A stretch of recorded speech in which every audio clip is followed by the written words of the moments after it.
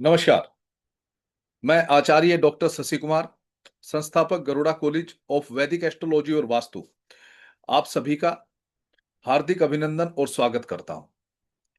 जैसा कि आप सभी जानते हैं कि गरुड़ा कॉलेज ऑफ वैदिक एस्ट्रोलॉजी और वास्तु समय समय पर ज्योतिष और वास्तु से संबंधित तमाम विधाओं में ऑनलाइन कोर्सेज चलाता है, चाहे वो वर्कशॉप के रूप में हो, चाहे वो शॉर्ट कोर्सेज के रूप में हो और चाहे वो लॉन्ग कोर्सेज के रूप में हो, जिसमें वैदिक ज्योतिष, लाल किताब, नाड़ी, भृगुनंदी नाड़ी, इन तमाम पर हमारे लॉन्ग कोर्स भी चलते हैं। और फिर वैदिक ज्योतिष से जुड़े हुए बहुत सारे जो छोटे छोटे कोर्सेज हैं या स्पेशलाइजेशन कोर्सेज हैं, जैसे संतान से संबंधित है, मेडिकल से संबंधित है, विवाह से संबंधित है, शिक्षा से संबंधित है, धन से संबंधित है, ये सभी कोर्सेज जो है हम ऑनलाइन चलाते हैं। इसके अलावा जो उपायों से संबंधित कोर्सेज हैं वो भी हम चलाते हैं। सामुद्रिक शास्त्र पर आधारित, जैसे फेस रीडिंग या जिसको हम कहते हैं शरीर विज्ञान, उस पर भी हमारे कई कोर्सेज जो है सफलतापूर्वक कंप्लीट हुए हैं। तो इसी श्रेणी में अब, क्योंकि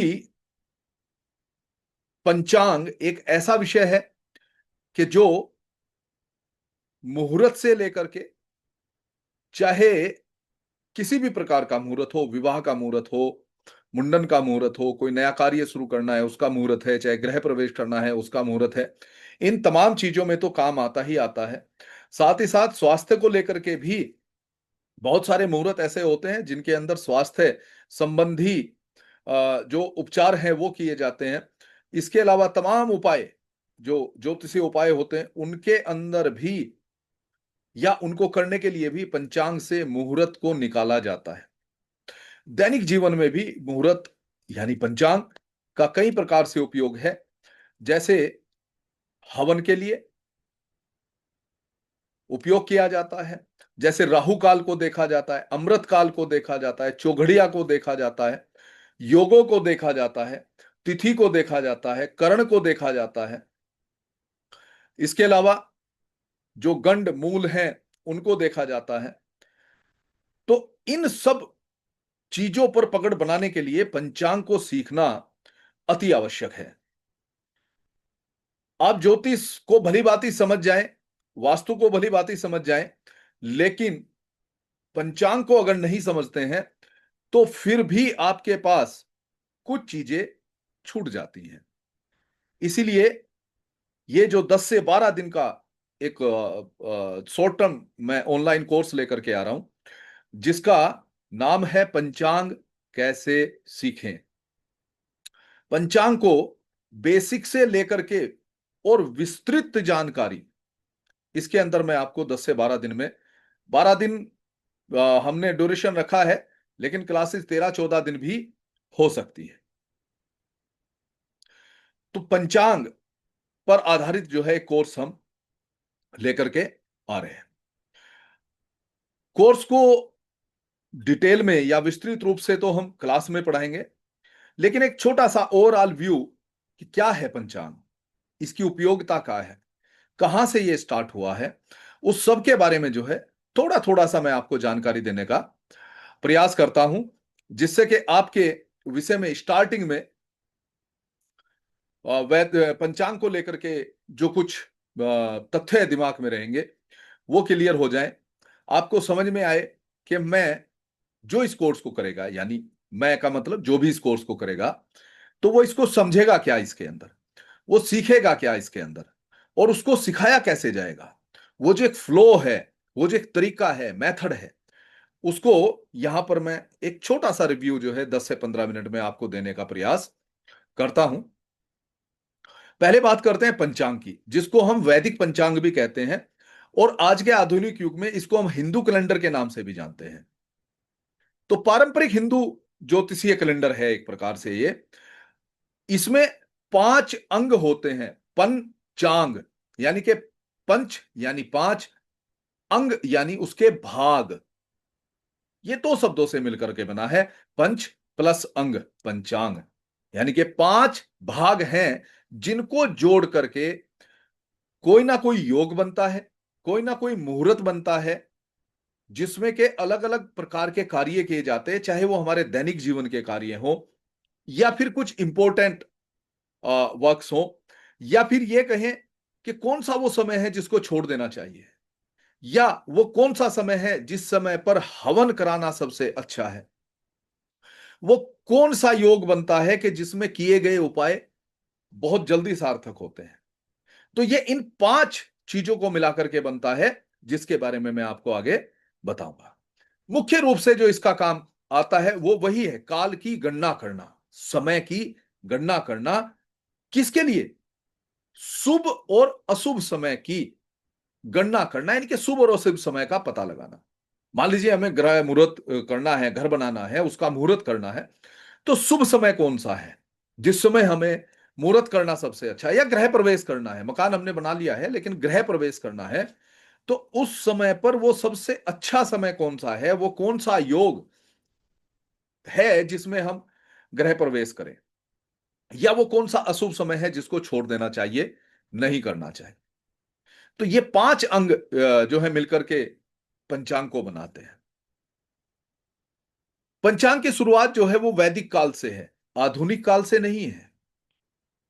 आधुनिक काल में इसको एक संरचनात्मक ढांचा दिया गया है, लेकिन इसकी जो शुरुआत है वो वैदिक काल से है, प्राचीन वैदिक काल से, वैदिक काल से नहीं, प्राचीन वैदिक काल से। हजारों वर्षों पहले कई ऋषियों मुनियों ने, खगोल शास्त्रियों ने निरंतर वैज्ञानिक और ज्योतिषीय अध्ययन किया।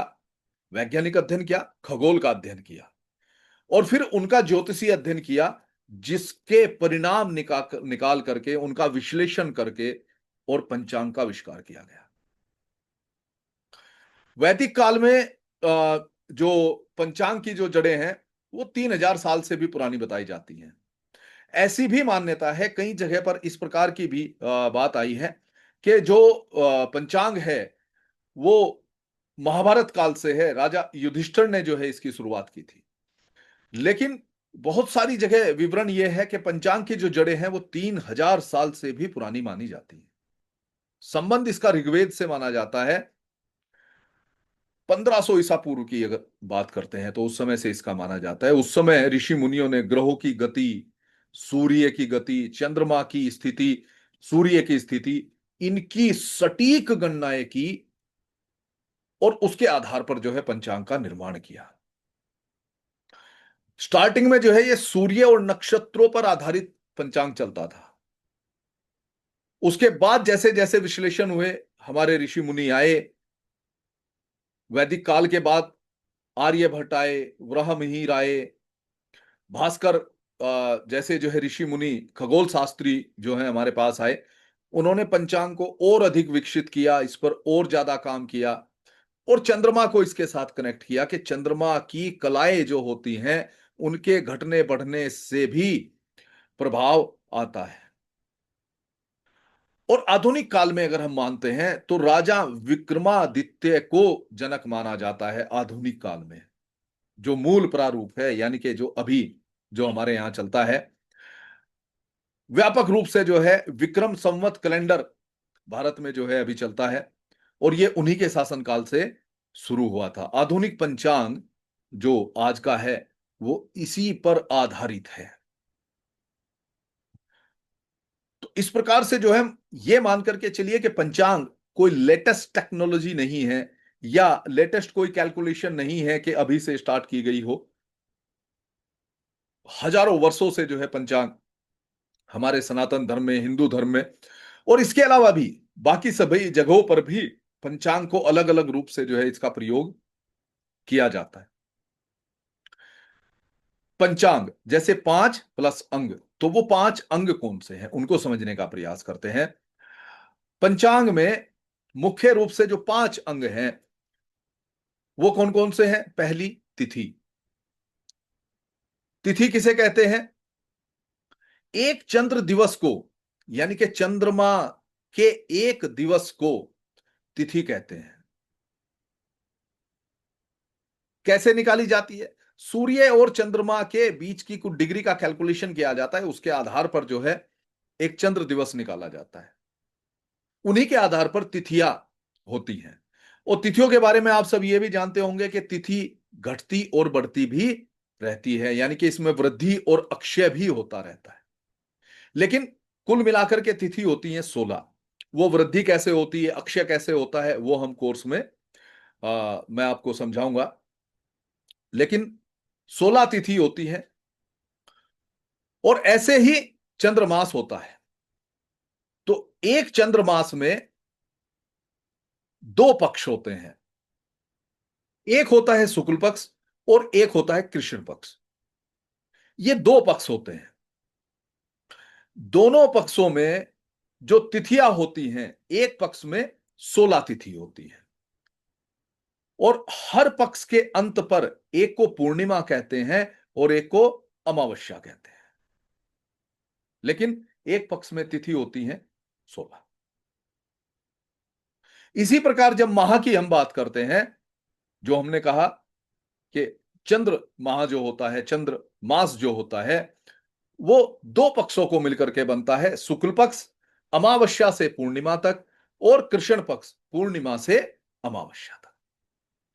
तो ये जो तिथियां होती हैं, जिसमें प्रतिपदा से लेकर पूर्णिमा या प्रतिपदा से लेकर के अमावस्या तक, ये किस प्रकार होती हैं, इनके फिर विभाजन क्या है, कौन सी तिथि को क्या कहते हैं, उनका प्रयोग कैसे किया जाता है पंचांग के अनुसार, उसको हम जो है विस्तृत रूप से इस कोर्स में समझेंगे।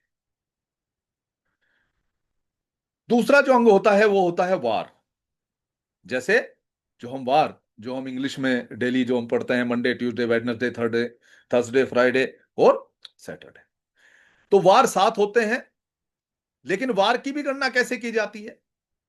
जैसे हम जो इंग्लिश कैलेंडर है, इसके अनुसार तो क्या होता है कि सुबह मॉर्निंग से लेकर के सूर्य उदय से लेकर के रात के 12 बजे तक जो है वो एक दिन मान लिया जाता है। और फिर सॉरी, रात को 12 बजे से अगली रात के 12 बजे तक जो है एक दिन माना जाता है। लेकिन जो वैदिक ज्योतिष है या वैदिक कैलेंडर है या हिंदू कैलेंडर है, इसमें जो वार माना जाता है वो एक सूर्य उदय से लेकर के अगले सूर्य उदय तक का जो समय होता है वो एक वार में काउंट किया जाता है। तो इस बीच की अवधि को वार कहते हैं। इसी को अहोरात्र भी कहा जाता है। वार कितने होते हैं? 7 वार होते हैं। रविवार से लेकर के शनिवार तक, रविवार, सोमवार, मंगलवार, बुधवार, बृहस्पतिवार, शुक्रवार और शनिवार। इनमें से भी सोमवार, बुधवार, बृहस्पतिवार और शुक्रवार को शुभ माना जाता है। तो इनका कैसे प्रयोग किया जाता है मुहूर्त निकालने में, उसके बारे में भी हम जो है कोर्स में डिटेल में पढ़ेंगे। जो तीसरा भाग होता है वो होता है नक्षत्र। नक्षत्र जो होते हैं वो 27 होते हैं। लेकिन जब ज्योतिषीय गणना हम करते हैं उस समय 27 नक्षत्र मानते हैं। लेकिन मुहूर्त विज्ञान या पंचांग में हम 28 नक्षत्र मानते हैं, क्योंकि एक नक्षत्र का जो लोप हो जाता है, जिसको अभिजीत नक्षत्र कहते हैं, यहां पर उसकी भी गणना की जाती है, 28वें नक्षत्र की भी गणना की जाती है। हालांकि उसका समय बहुत कम होता है। बताऊंगा मैं अभिजीत नक्षत्र की गणना या इनके बारे में जब हम डिटेल से पढ़ेंगे। पहले नक्षत्र से लेके 27वें अभिजीत को शामिल करते हुए 28वें नक्षत्र तक हम जब पढ़ेंगे इसके बारे में, तब हम इसका प्रयोग समझेंगे। और नक्षत्रों से भी योग बनते हैं। शादी हो, गृह प्रवेश हो, मुंडन हो, नया कार्य आरंभ करना हो, दुकान का मुहूर्त करना हो, कारखाने का मुहूर्त करना हो, गाड़ी खरीदना हो, उनमें नक्षत्रों का अभिष्ट प्रयोग किया जाता है। मुहूर्त बनते हैं। योग, अगला पार्ट क्या है? योग। सूर्य और चंद्रमा की स्थिति के आधार पर 27 प्रकार के योग बनते हैं। और ये योग जो बनते हैं सूर्य और चंद्रमा की डिग्रियों के आधार पर या उनकी स्थिति के आधार पर, जो 27 ही योग बनते हैं, ये व्यक्ति के जीवन पर डायरेक्ट इंपैक्ट डालते हैं। डायरेक्ट इंपैक्ट जो है इनका व्यक्ति की लाइफ पर पड़ता है। और किस प्रकार से पड़ता है वो हम जो है उस समय बात करेंगे। लेकिन अगर मैं योगों की बात करूं, जिस जो हम योग बात कर रहे हैं, 27 योग जो है, अगर मैं इनकी बात करता हूं तो ये भी पंचांग में महत्वपूर्ण है। जब सूर्य से चंद्रमा के बीच की दूरी 13 डिग्री 20 मिनट की कंप्लीट हो जाती है तो एक योग बनता है। जैसा मैंने पहले ही बताया कि सूर्य और चंद्रमा के बीच की स्थिति को देख करके योग बनाए जाते हैं। टोटल 27 योग बनते हैं। व्यक्ति के कार्य को, उसके व्यवहार को, प्रवृत्ति को, इन सब पर डायरेक्ट इंपैक्ट आता है। ये जो 27 योग होते हैं ये विषकुंभ से लेकर के और वैधरती तक, जो 27वां योग होता है वो वैधरती होता है, वहां तक ये योग बनते हैं।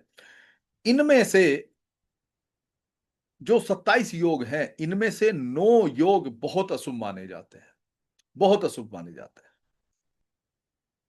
कौन कौन से योग होते हैं? विषकुंभ, अतिगंड, सूल, गंड, व्याघात, वज्र, व्यतिपात, परिघ और वैधरती। ये जो 9 योग होते हैं ये बहुत अशुभ माने जाते हैं। अब शुभ और अशुभ दो बातें आई। तो जो शुभ योग है उनमें किए गए कार्य हमेशा सफल होते हैं। इसलिए तो मुहूर्त निकालते हैं कि शुभ मुहूर्त कौन सा है कि जिसमें हम कार्य करें तो हमें अभिष्ट जो हमारी इच्छा है वैसा ही फल प्राप्त हो। और जो अशुभ योग हैं उनमें जो कार्य किए जाएंगे उनमें जो है हर्डल्स आती हैं, बाधाएं आती हैं, नकारात्मकता आती है। जैसे उदाहरण के लिए कोई योग ऐसा है कि जिसमें कार्य करने से बड़ा अच्छा फल मिलता है, ठीक है। अब इनमें फल कार्य करने से ही नहीं, इनमें जन्म होने से भी, जातक का जन्म होने से भी उस पर जीवन में किसी ना किसी समस्या, किसी ना किसी दुर्घटना से खतरा उसको रहता है। कौन कौन से खतरे होते हैं, किस प्रकार के खतरे होते हैं, वो भी हम आगे पढ़ेंगे। और जो पांचवा और अंतिम भाग होता है वो होता है करण। करण होता क्या है? एक तिथि का जो हाफ होता है, आधा भाग होता है, वो करण कहलाता है। यानी कि एक तिथि में दो भाग, एक तिथि के हम दो पार्ट कर दें हाफ हाफ करके तो दो करण आ जाते हैं। एक पूर्वार्ध में और एक उत्तरार्ध में, यानी कि एक पहला भाग और एक दूसरा भाग। जब चंद्रमा सूर्य से 6 डिग्री आगे निकल जाता है, यानी सूर्य और चंद्रमा के बीच में 6 डिग्री से ज्यादा का अंतर हो जाता है तो एक करण बनता है। क्योंकि एक योग बना है कितना? 13 डिग्री 20 मिनट के अंतर से।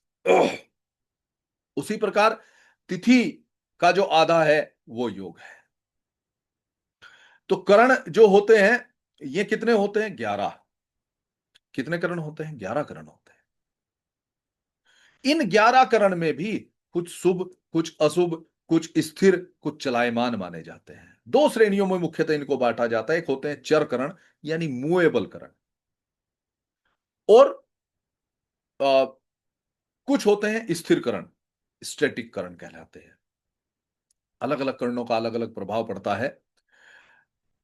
इसी में इन्हीं कर्णों के अंदर एक चीज आती है भद्रा, जिसका कि हम कई जगह प्रयोग करते हैं। खास करके जैसे रक्षाबंधन पे भद्रा होती है कि भद्रा का प्रभाव आ गया है, भद्रा में ये कार्य नहीं करना चाहिए। तो वो भद्रा क्या है? अच्छा, भद्रा तिथियों की भी संज्ञा है, वो अलग प्रकार की। और ये जो भद्रा होती है ये करण होता है विष्टिकरण, उसी को भद्रा कहते हैं। तो टोटल 11 करण होते हैं, जिनमें से 7 जो करण होते हैं वो मूवेबल होते हैं, चलायमान होते हैं। और जो 4 करण होते हैं वो स्थिर होते हैं। यानी स्थिर का मतलब ये हर महीने आते हैं। शकुनी, चतुष्पाद, नाग और किस्तुंगन, जितने शुभ कार्य हैं, मांगलिक कार्यों में खास करके करण का प्रयोग किया जाता है।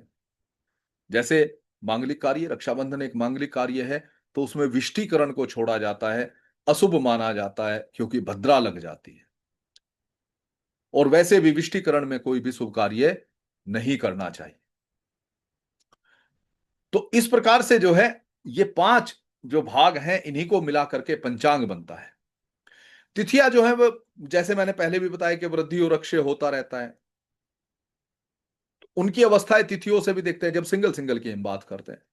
वार से दीर्घायु के बारे में भी गणना कर सकते हैं। नक्षत्र से कार्य शुभ करें, अशुभ, शुभ और अशुभ कार्यों का करना और उनका निवारण भी देखा जाता है, जैसे मैंने उपाय कहा था। योग में खास करके योगों के अंदर बीमारी से रिलेटेड उपाय करना बड़ा अच्छा रहता है। बहुत जगह आपने सुना होगा योगों के बारे में कि ये योग बने तो ऐसा उपाय करना चाहिए।